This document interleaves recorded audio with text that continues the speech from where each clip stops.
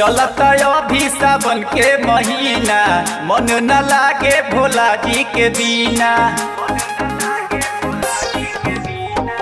चलता अभी सावन के महीना, मन न लागे भोला जी के बिना। सब लोग गइल उहवा रहे हमारा साथ के, सुनी राउर रानी राजा दीवानी भइल भोलेनाथ के।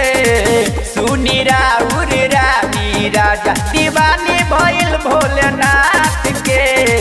सुनी राउर रानी राजा।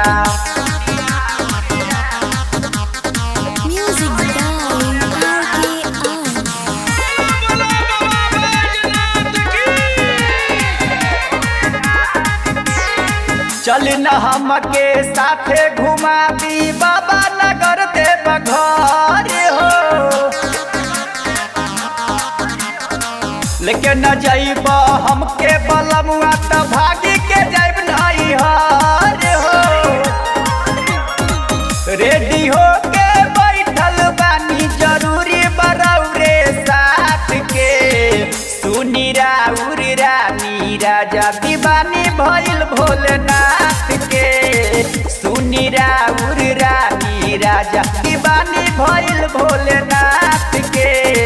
सुनी राउर रानी राजा।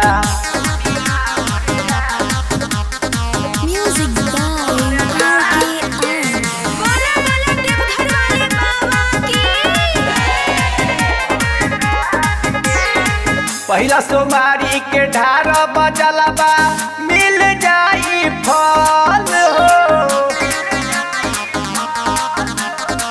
जैसा में हमके काहे रखेला